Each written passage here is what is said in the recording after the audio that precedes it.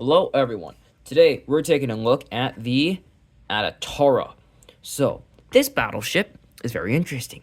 You might say this is a Nagato. Wrong. You might say this is a Yamato. Wrong.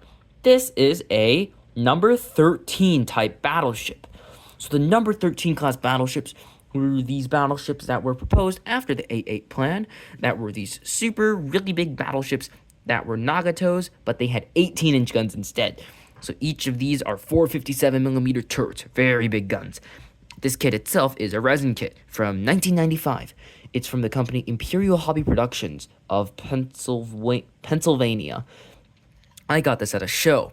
One of the hobby stores could never sell this kit, and they gave it to me for free. These kits have been long out of production. It's quite obviously why. It's very old, and it was cast resin, not actually built resin. Yeah, most of the parts was missing, so I did have to DIY the entire superstructure. It was quite difficult, but also quite fun to engineer your own tripod mast, although some of the parts do look a little bit deformed. I had to scratch build some additional parts, and I also took some boats from another kit that I was building, and the what, the 5-inch guns. I got those from a I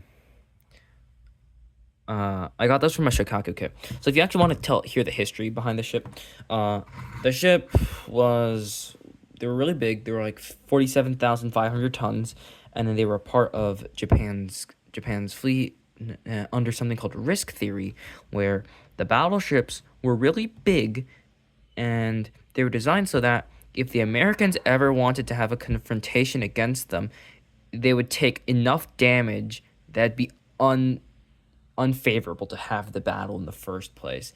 It was kind of like what the Germans thought up with their fleet originally. This way, the Japanese fleet could do pretty much its own thing, and the U.S. would have to reconsider attacking it. Alas, things this big were never built because of the Washington Naval Treaty. But I did build her as 1920s, so there's the flying off platform in the back, so I could put a biplane on there or something. This is the last kit I built before I started airbrushing this stuff. And now with an airbrush, I can do so many cooler things. But yeah, this is the video for this ship.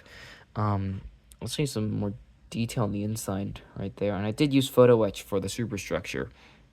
But yeah, this is the video. Hope y'all enjoyed it. Like and subscribe, and thank you for watching.